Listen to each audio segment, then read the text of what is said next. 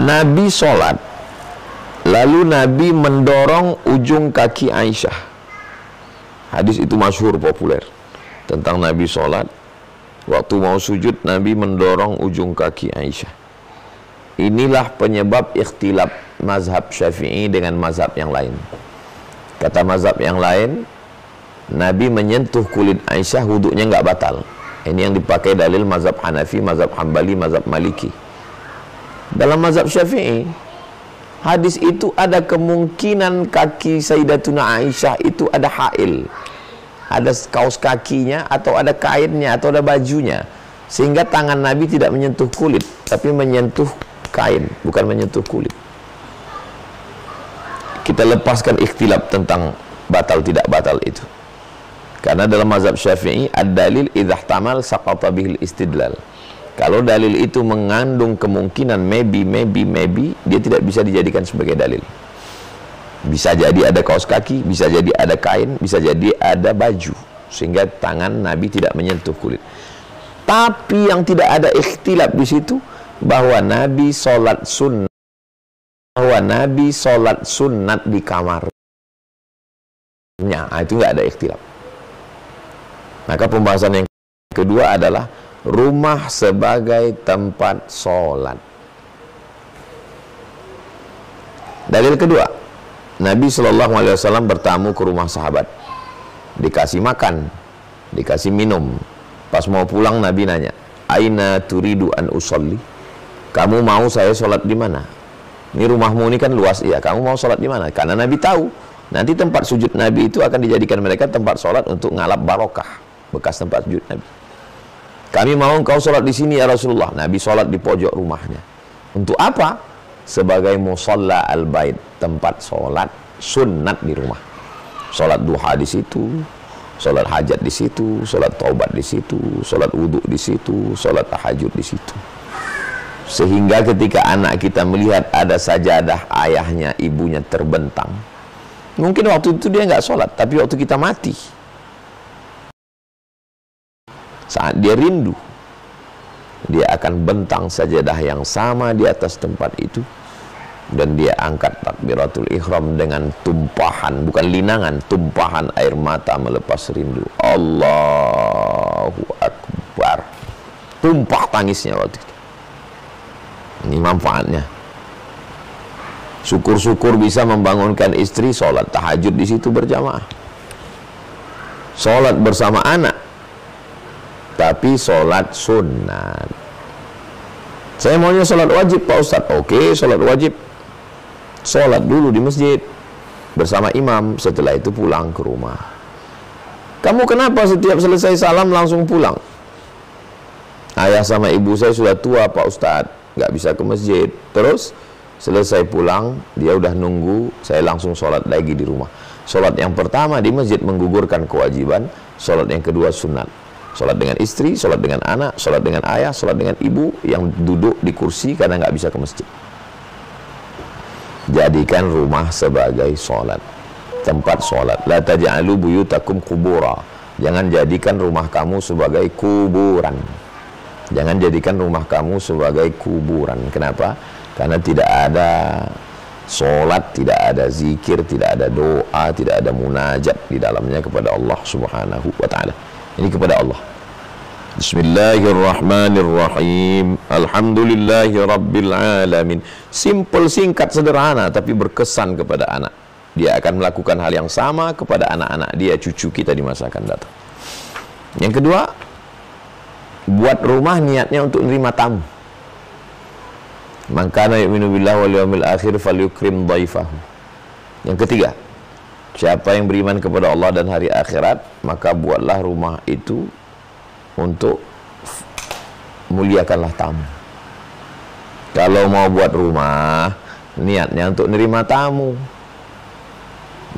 Jangan buat rumah untuk nyombong-nyombongkan diri ke tamu.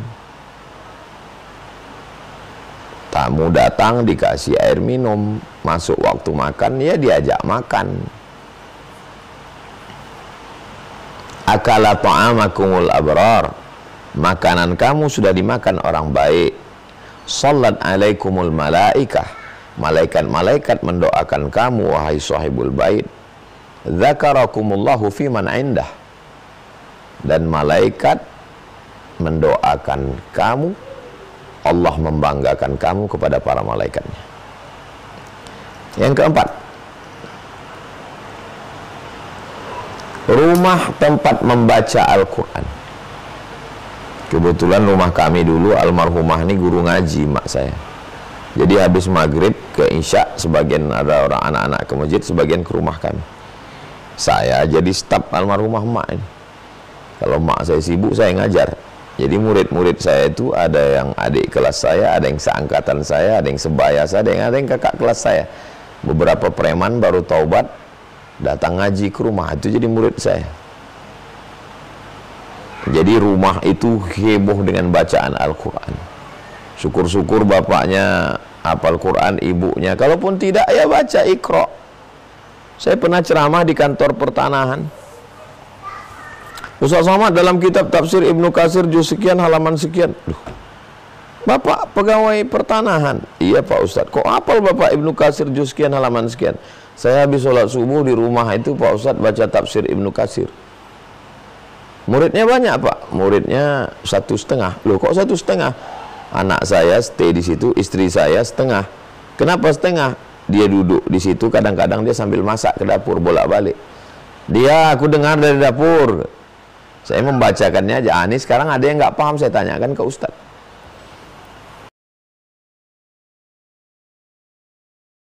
Di rumah nggak paham, nanya Ustadz, sehingga pertanyaannya berkualitas. Ada pertanyaan, bingung kenapa? Ya nggak tahu apa yang mau ditanyakan. Orang dia nggak ngaji. Membacakan Al-Quran. Coba para suami-suami ingat kapan terakhir ngajar istri baca Quran. Kapan terakhir ngajar anak.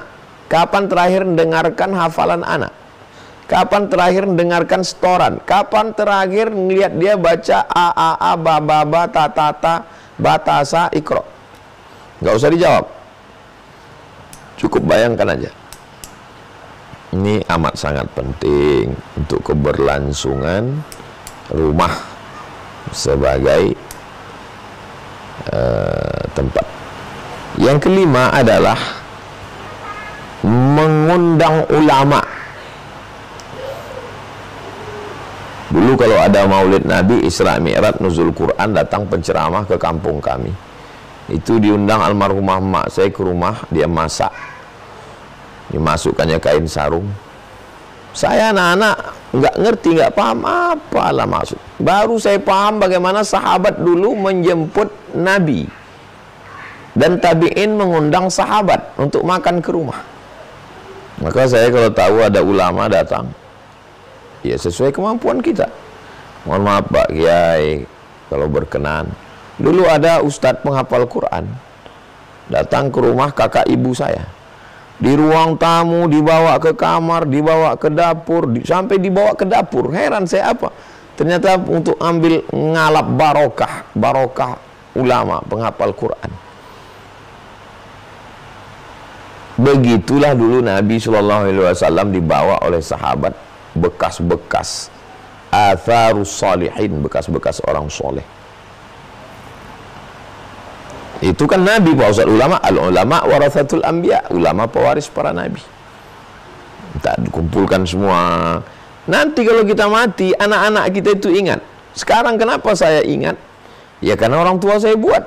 Dan sekarang Buya Yahya, Ustadz Hanan At-Taki, Ustadz Taki Malik, Ustadz Salim Afillah, Ustadz Luqmanul Hakim, Habib Ja'far, Habib Muhammad bin Anis, Habib Ali Zainal Abidin dari Malaysia. Makanan biasa, nasi putih, telur ayam, nggak ada yang spesial. Tapi melanjutkan tradisi orang tua dulu, saya bawa anak saya, tolong doakan Kiai, tolong doakan Habib, mengambil barokah. Besok saya dapat kabar Ustadz Luqmanul Hakim membaca kitab Imdadul Mughith. Saya minta dari jam 8 pagi sampai jam 12 membacakan kitab itu ke santri, ke ustazah, lalu kemudian ke jamaah, habis itu minta doa anak-anak, mengharapkan barokah para ulama, sehingga turunlah keberkahan di dalamnya.